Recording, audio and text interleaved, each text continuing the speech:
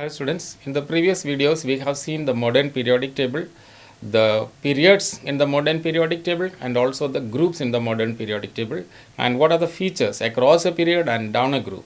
Now we are going to see some additional features of the modern periodic table which we call as the salient features of the modern periodic table, and in this video we especially will discuss about how we can locate an element in the modern periodic table if you just know the electronic configuration and don't know anything at all. And also, if you know the position, how to find its electronic configuration and vice versa. So these are the details which will help you answer practical questions on this, application questions. So keep watching. Salient features of the modern periodic table.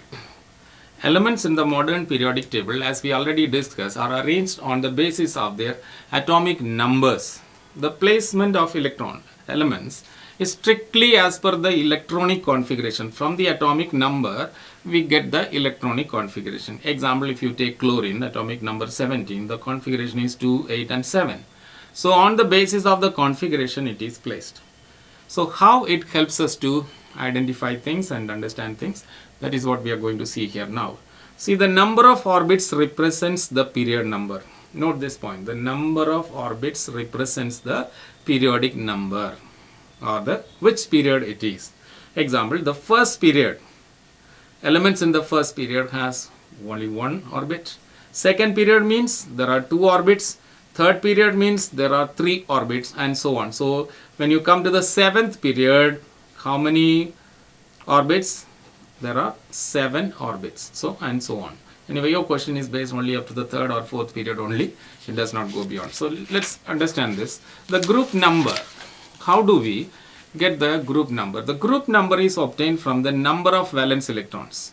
How many valence electrons are there? That will tell us the group number. In a 2-digit group number, if the group number is a 2-digit, the unit place refers to the number of valence electrons. Example, group 1 means 1 valence electron. Group 2 means there are only 2 valence electrons. Group 13, in 13 the units place is 3, so 3 valence electron. 14, the units place is 4, the 4 valence electron in them. Group 15, the units place is 5, so all elements in group 15 will have 5 valence electrons. Group 16 similarly has 6 valence electrons, 17 7 valence electron, 18 8 valence electrons. Okay, so I hope you are following this. So this is the information that we need to keep in mind when we understand things further. Now see, properties of elements gradually change from one end to the other end of the periodic table. One end to the other end means across, left to right, as well as down, that is from top to bottom. Across means a period, from left to right in a period. Down means top to bottom in a group, that is one end to the other end. They gradually change. Change means increase or decrease. It may increase, it may decrease. Now, metallic character decreases from left to right across a period. Metallic character increases from top to bottom. See, across left to right it is decreasing, top to bottom it is increasing, metallic character. Then, on the basis of this, we can say strong metals are placed on the left hand side of the periodic table. If you look at the periodic table, on the left side you will have all the strong metals, which is followed by metalloids and then the non-metals. In the modern periodic table, you will find this. See, the left side, this block, the first two, they are all strong metals. Then we have the transition metals and then metalloids, and here we have the non-metals, and the last one is the noble gases. So this is how elements are placed.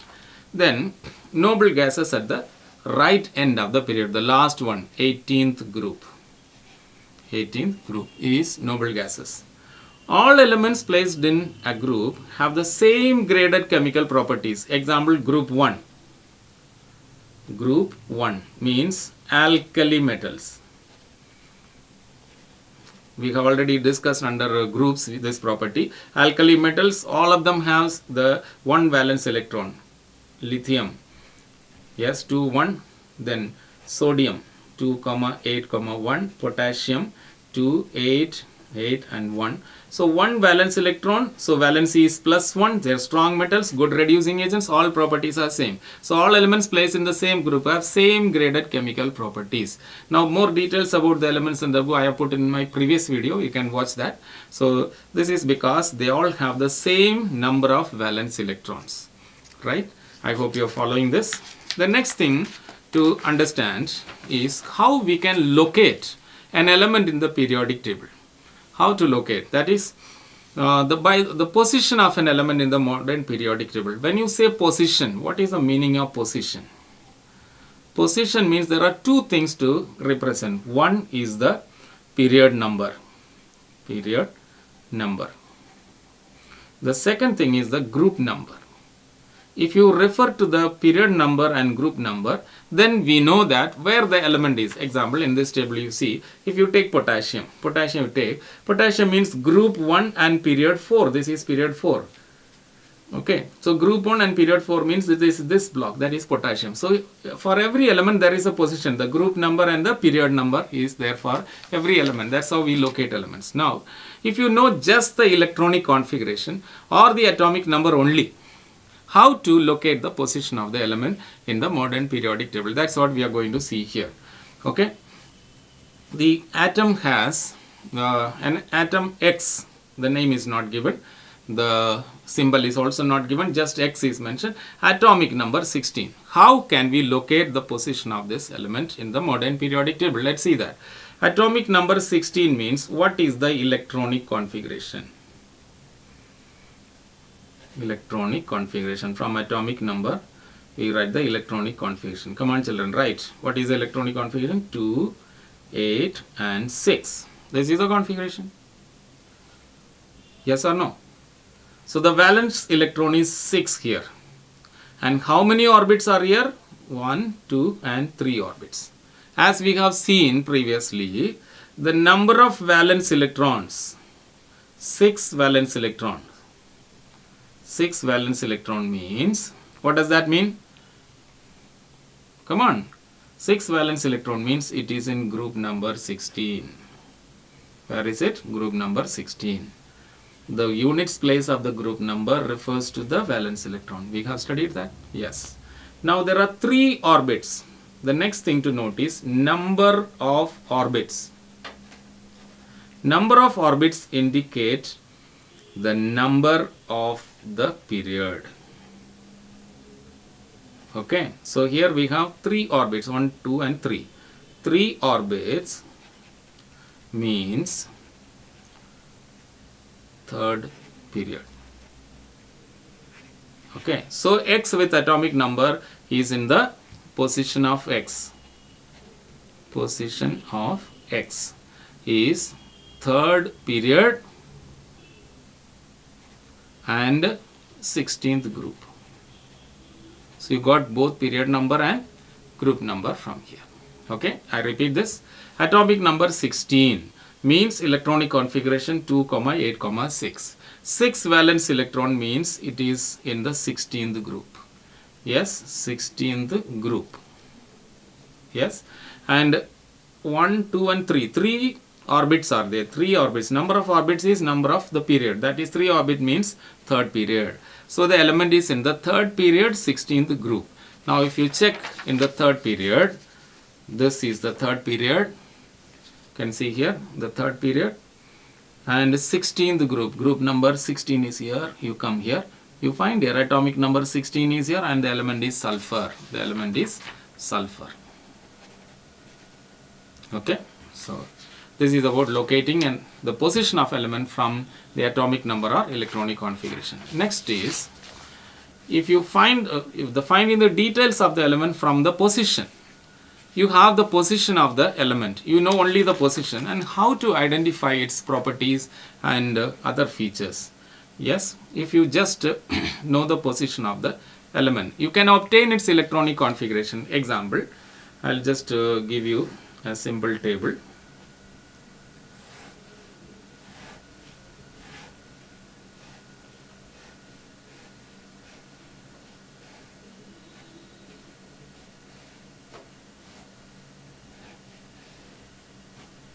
Okay, this is group number 1, this is 2, this is 13, 14, 15, 16, 17 and 18, and this is period 1. Period 1 is here, period 2, period 3 and period 4. Okay, see here.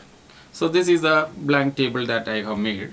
Now from here, if you know possible to obtain the electronic configuration of the element and also its atomic number from the position of the element in the table. Okay, X is placed in the second period 13th group.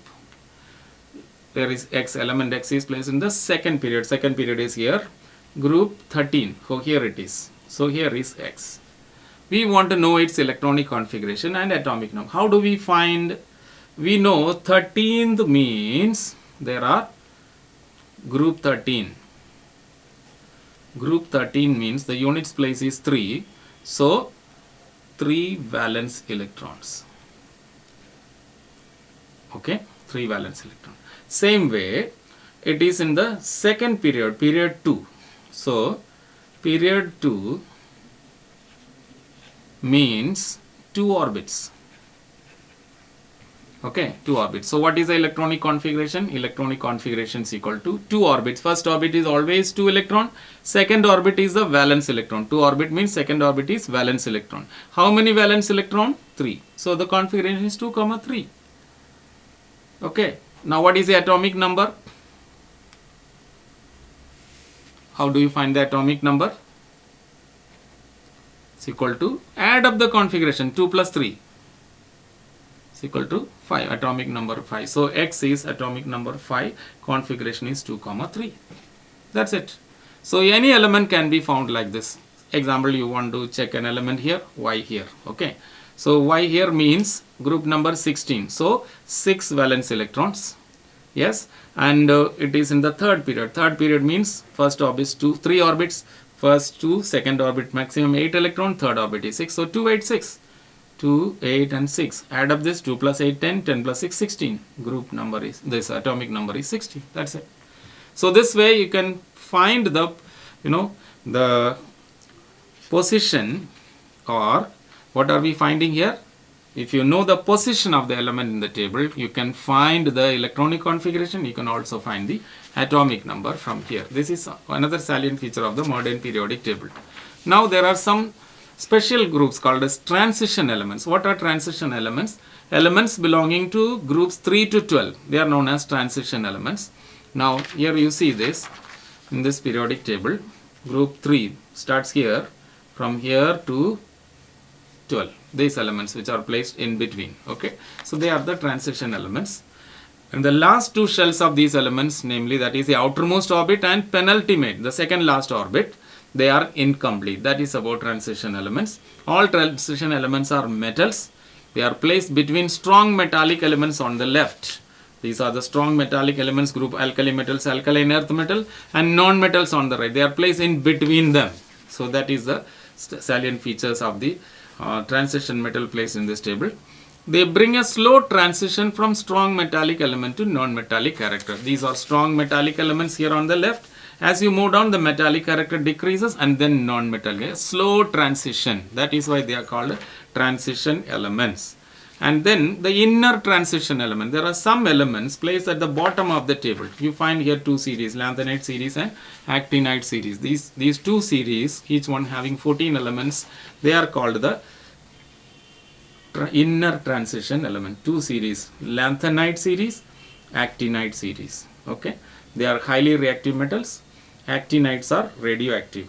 Now these elements, the last 3 shells are incomplete. That is the outermost shell, the second last, and the third last shells are incomplete. This is about another feature of the modern periodic table. You don't need much details in class 10, so I'm just leaving the 14 elements here, another 14 elements here, inner transition elements. So these are the salient features of the modern periodic table.